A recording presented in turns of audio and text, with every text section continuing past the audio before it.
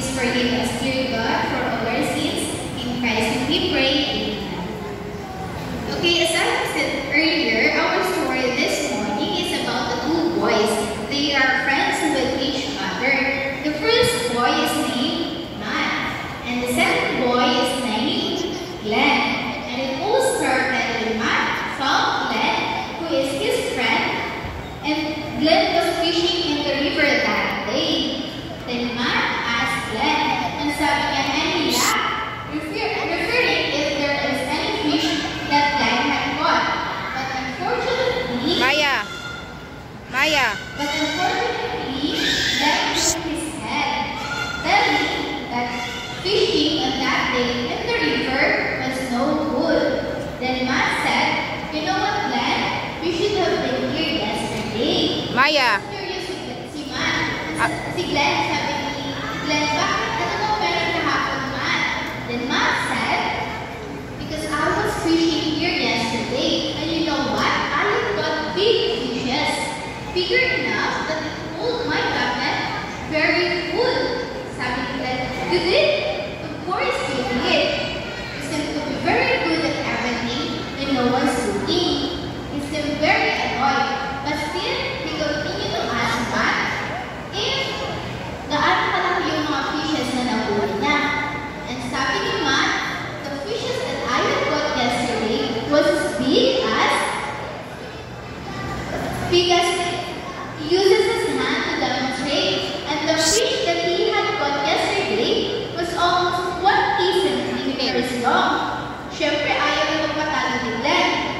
Ang sabi ni Glenn, alam mo ba, actually I was also here last week, and I was fishing too, and I got big fishes too.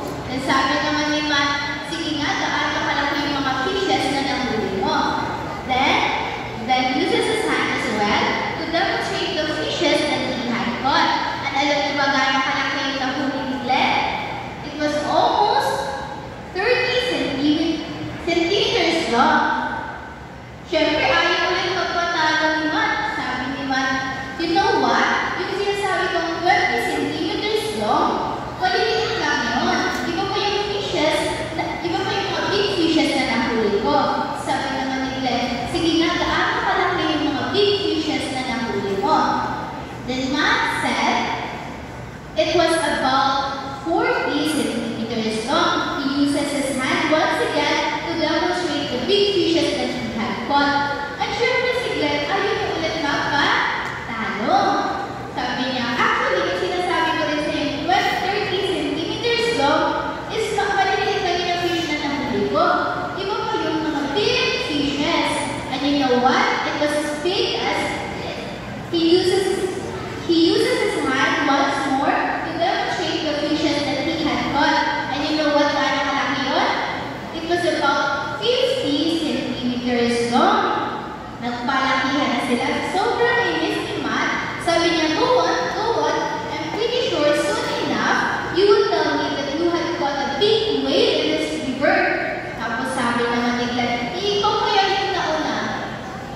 One more thing that you would say about my fish, I will throw you at the river. Para makita mo na totoo yung sinasabi ko, there are really big fish in this river. And before their fight would go any further, parehas silang natigilan kasi nakita nila na unti-unti na nagbebang yung fish rod ni Glenn. Tapos nakasigaw silang dalawa, halina, kunin na yung fish rod kasi big fish talaga yun. I'm pretty sure that was a big fish kasi unti-unti na bang yung fish rod ni Glenn. So, dahan-dahan, very carefully, and slowly, together, they lift up the fish rod. 3, 2, 1. And nung na-lift up na nila yung fish rod, both of them got silent. You know what?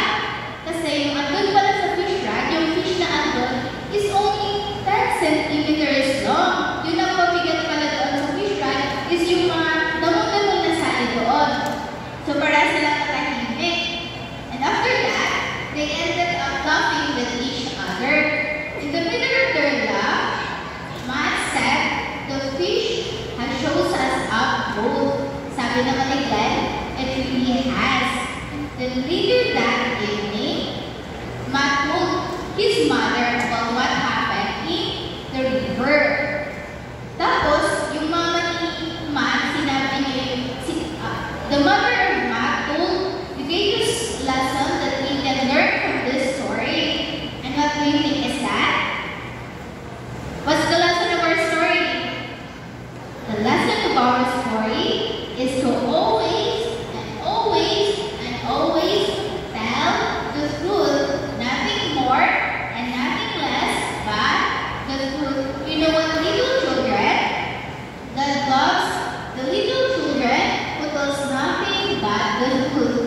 And by doing so, we are being a good kids to our parents, a good student to our teachers, a good brothers and sisters to our siblings, a good friend to our friends, and most importantly, a good person to everybody. That's why I encourage you to be a good kid by telling the truth always.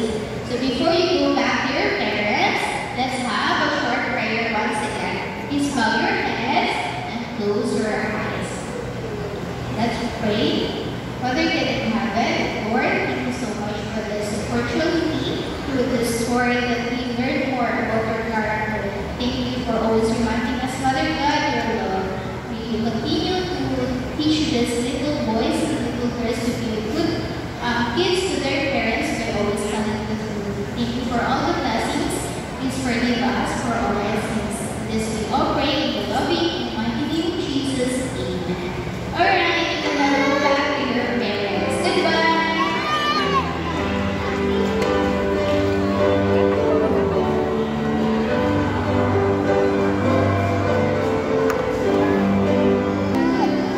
Hindi kayo nakikinig dun ah.